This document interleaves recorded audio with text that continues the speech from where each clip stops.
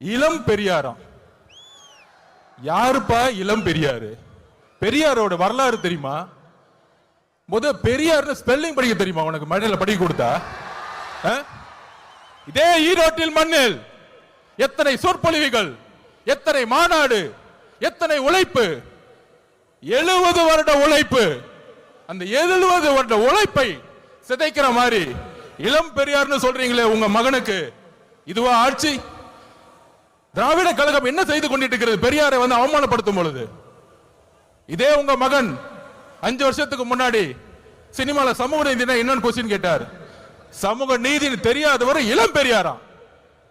யாருங்க இங்க இளம் பெரியார்? மக்கள் கிட்ட நம்ம கேட்கிறோம், யார் இங்க இளம் பெரியார்? நீங்க சொல்லுங்க, யார் இங்க இளம் பெரியார்? பெரியார் அவர்களுக்கு முன்னே ஒரு தலைவர் இன்னும் உருவாகவில்லை, எதிர்காலத்திலும் உருவாக்கப்பட முடியாது.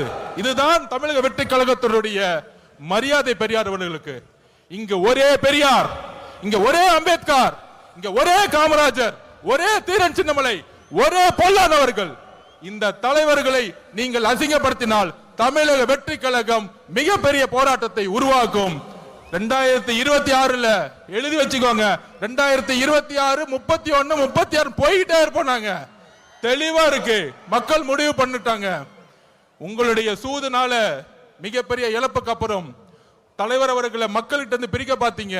ஆனால் இங்க இருக்கிற கூட்டம், இங்க இருக்கக்கூடிய மக்கள் சக்தி, இங்க இருக்கக்கூடிய பெண்கள் சக்தி எந்த அளவிற்கு தலைவர் மீது நம்பிக்கையும் அன்பையும் வச்சிருக்காங்க.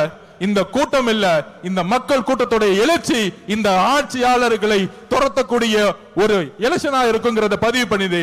தலைவர் அவர்களுடைய பேச்ச நீங்க மட்டுமல்ல, ஒட்டுமொத்த தமிழகம் கேட்கறது ரெடியா இருக்கு. கேட்கலாமா? நன்றி, வணக்கம்.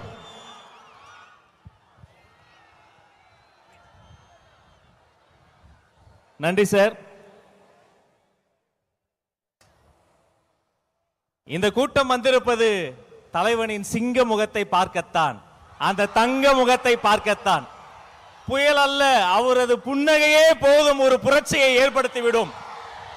தலைவர் சொல்வதை செய்பவர்கள் மத்தியில் தலைவர் நினைப்பதையே செய்து முடிக்கக்கூடிய தமிழக வெற்றி கழகத்தினுடைய போர்ப்படை தளபதி, போற்றுதலுக்குரிய பொதுச் செயலாளர் அண்ணன் என் ஆனந்த் இதோ வருகிறார்.